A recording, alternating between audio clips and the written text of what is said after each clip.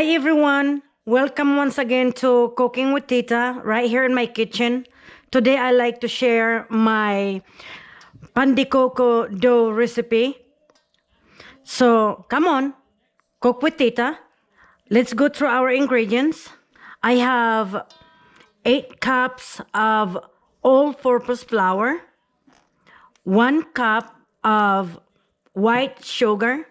You can go ahead and put up to 2 cups if you want it sweet, but I don't want it too sweet because we are going to put some filling in here.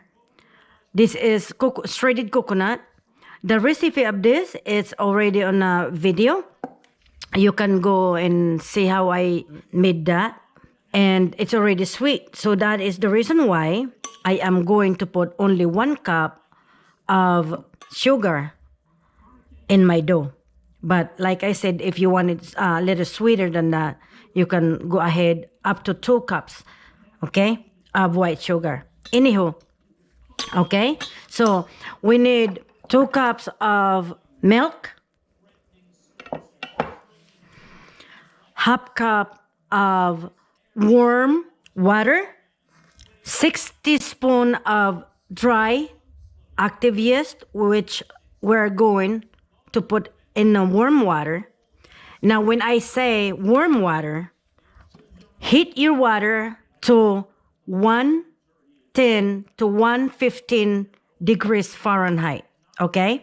Now, if you don't have thermometer, you just stick your finger in there in the water after you heat it, of course. And if you can stick your finger in there for a couple seconds without hurting your finger or your skin, it means it's perfect. And then after you put the yeast in the warm water, you kind of moisten it like that, okay? Moisten like that. And then you have to wait until this bubbles. This is what we call frothing your yeast, okay? So it would bubble like foamy in about 8 to 10 minutes. So let's just put him here aside. We have 1.5 cup of salt, 2 teaspoons of oil, 3 eggs, 2 for our dough, 1 for brushing your bread before you bake it, and 10 tablespoons of softened butter or margarine. Okay, so I think that's about it. So first, we're going to put salt in here in our 1 cup of white sugar, like that. Let's go ahead and whisk it, just enough to mix the ingredients. Okay, our milk, it's warm. All right, so let's put our finger in here. I just took this out from my microwave. When you can put your finger in there like I'm doing now, it means it's perfect. If it's too hot, you cannot put your finger in there for that period of time. So this is perfect. Okay, first, okay, we're gonna put the butter in here, and then the oil.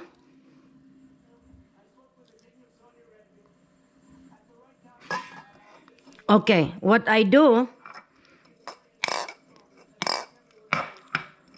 like I've been telling you guys, excuse me, check your eggs, say one at a time in a separate bowl. Okay, I'll put them over here because before we put them in here, I wanna break the yolk. Okay, you don't have to do that, but that's, you know, that's how I do mine. So I'm gonna put them in here, and I'm gonna break the yolk. Okay, just like that, just enough to break the yolk. Okay, and let's put that in here. Let's put the yeast in here. See, now it's bubbling, you see? All right, let's put that in here. So we put all the dry ingredients, you know, the sugar, okay, salt, and now we're putting all of our wet ingredients into our dry ingredients to the flour. And that's unbleached, by the way, guys. You know, I always use unbleached. Okay, now, okay, see how soft my butter is? Okay, so now we're gonna start doing mixing, okay? I'm gonna put towel under it because it's kind of moving. Anywho, all right. The reason why I didn't put all of my milk in my flour, because sometimes, you know, the flour, it's airy, and when you score or measure your flour, sometimes it's less, and sometimes when your flour is dense, when you measure it, you know, you get more flour. So in other words, sometimes you need more liquid, sometimes you need more flour, okay? Okay, what I'm trying to tell you guys, what I'm doing right now is adding my liquid, okay, little bit at a time, not, you know, not all the way, because sometimes, like I said, you need less liquid or more liquid, okay? So you can always add. Okay, our dough, it's coming really well. You see that? The reason why I didn't use my mixer, because I wanted you to see how you do it by hand. You don't need any mixer. You don't need any special, you know, equipment. In other words, what I'm trying to say. I'm gonna share a little trick, okay?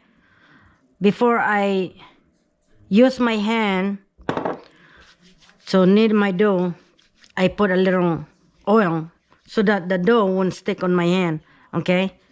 All right? So, it works most of the time. Okay, so, the dough is really good. All right. Okay.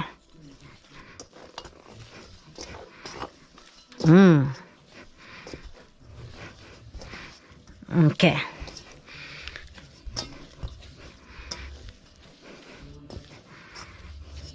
All right.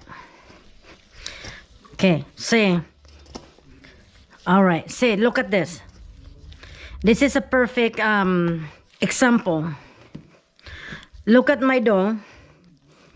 My dough is kind of sticky. Okay? So, that tells me we need a little flour, and I'm gonna show you how to fix that. Don't fret, okay? Don't fret, okay? When you run into this situation, okay, we need to put a little flour into our dough, because it's, for me, it's a little wet, okay? But like I said, you run into this problem when you're baking. But this is how you fix your dough. Add flour, little bit at a time, okay? Like that. All right?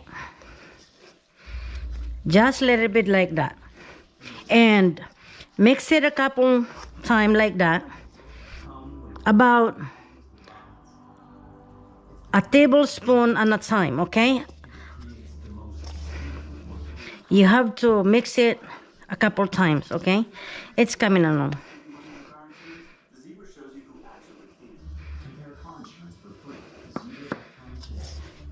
Okay.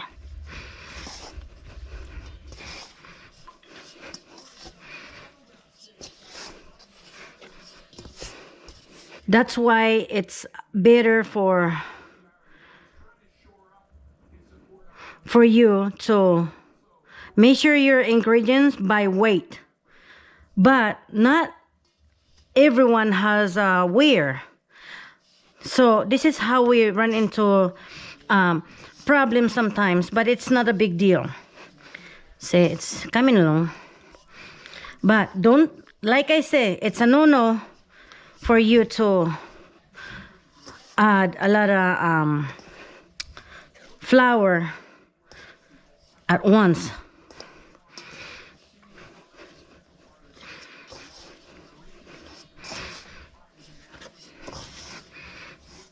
Okay.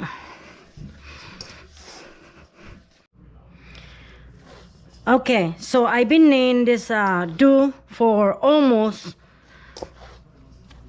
7 minutes now. See, right now we can smack it like that or like that.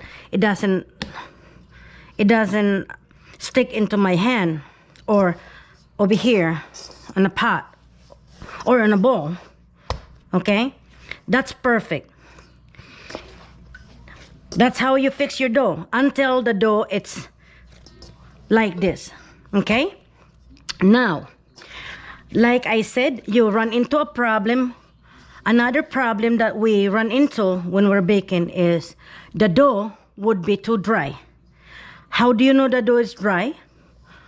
Because your dough, when you go like this, it's kind of powdery, okay, like kind of whitish, but this one is not, and it's really nice elastic feeling when you touch the dough.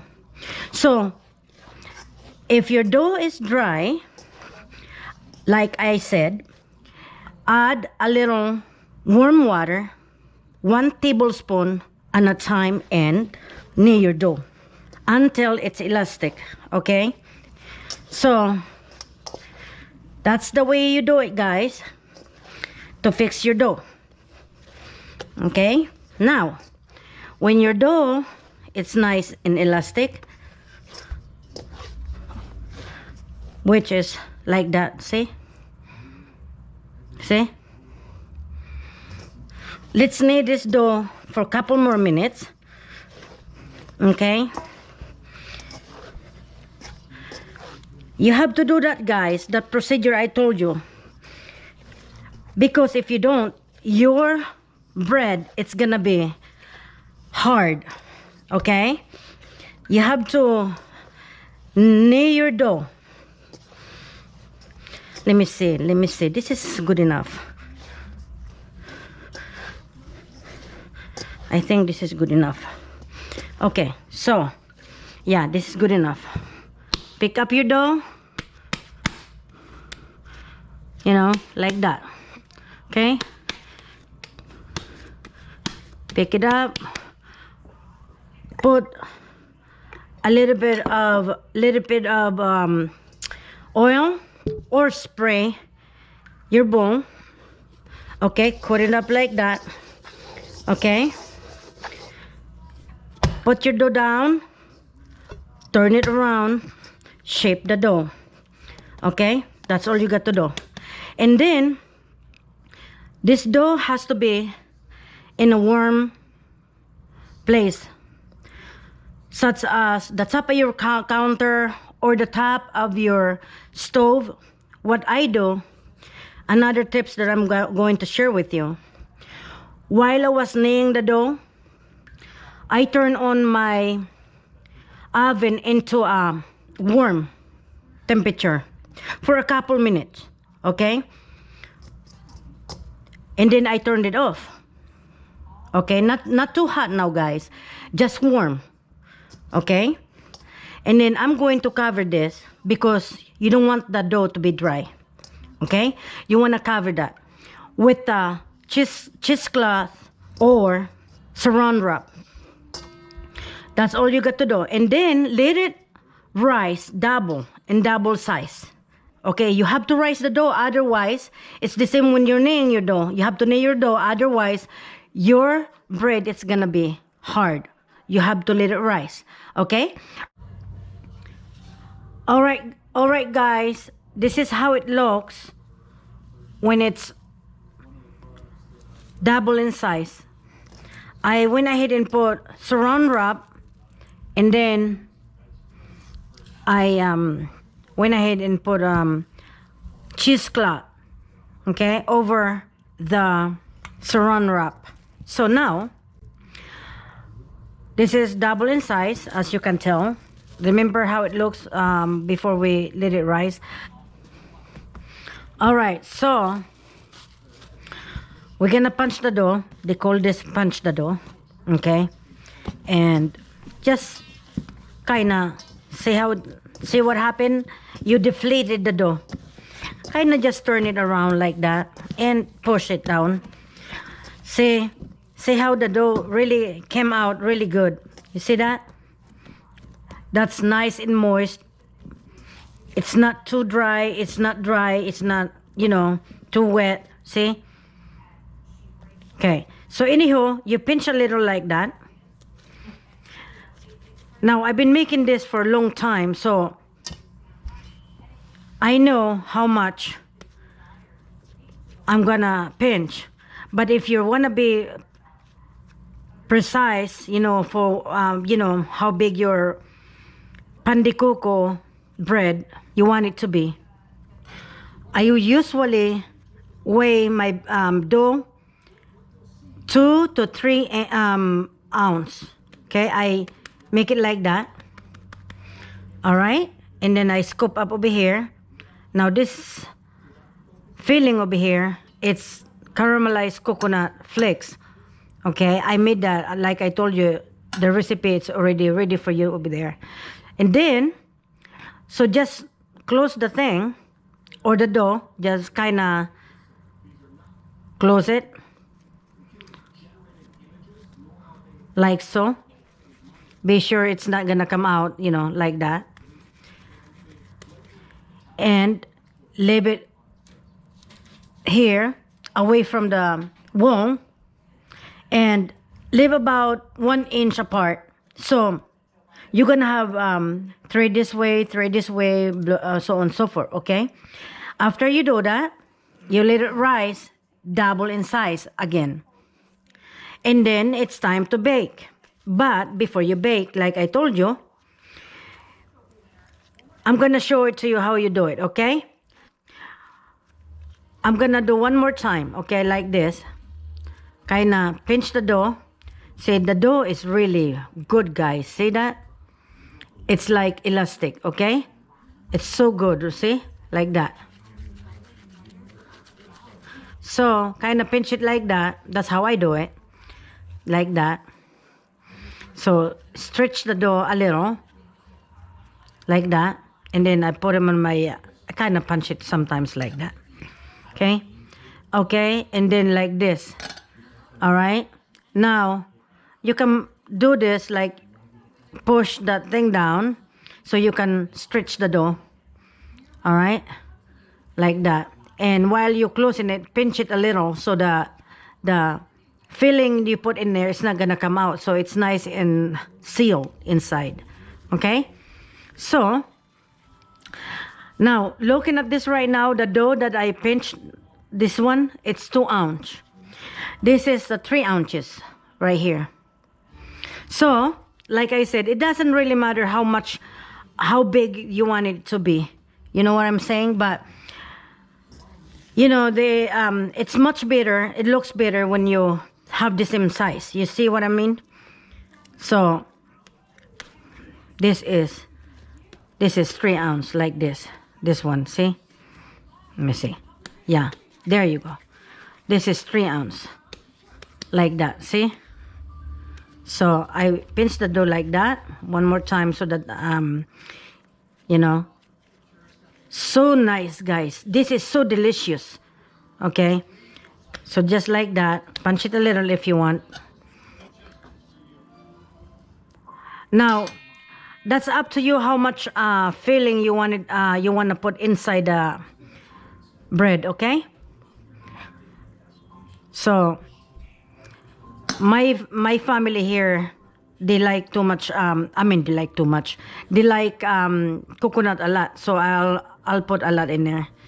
So just like that, so yeah, kind of rounded it up. See, it's nice and close, and put 1 inch apart. Okay, like that, because the reason being for that, guys, because you're gonna let it rise again. You see, you don't want this to be bumping into each other. So one more over here. And then, like I said, let it rise in a warm place. You can just leave it on the top of your oven. And when you get done doing this, put them in the top of your oven. Preheat the oven. While you're preheating your oven to 375 degrees, by the time it gets done, it probably would double in size. But otherwise, you have to let it double in size. Okay, guys? All right. So, with that being said, I am going to show you how it looks when it's double in size. Okay, guys? All right, guys. This is how it looks when it's double in size after we put the filling in there. And over here, this is our egg wash. I put 1 tablespoon of water. All you gotta do is brush it like that. Okay? Don't push too hard. Don't push too hard. Just enough to coat the bread. Okay? It gives it a good shine. And that's the reason why I'm doing it. Okay? It looks pretty, by the way. So, and then after we do this, we're going to bake 175 degrees Fahrenheit for 12 to 15 minutes or until the bread golden brown, okay? Not dark brown. Well, I'll take it back. I like it myself golden brown. Now, if you want it darker, you can do so. I should say start 12 minutes. Okay, check your bread after 12 minutes. Now, you may have to switch the baking sheets. When I say switch, is put the one under into the top, under. You understand what I'm saying? So that your bread would bake evenly. Okay? So, we should do that. 12 minutes. Okay, guys? 12 minutes. I'll show you how it looks when it's done. Okay? All right. I'll see you in 12 to 15 minutes. Alright, guys, this is how it looks after golden brown, after we cook it. And if I may add, this took me more than 15 minutes. Maybe because my batch are bigger than usual. So, this is how it is. So, nice and fluffy, see? And, oh, really good. Look at that. Let me taste it. Anyway, I hope you guys like my recipe. It's really delicious. Try it. I hope you like it. Like I always say, until we cook again right here in my kitchen, when you cook with Tita. Bon appetit. Bye.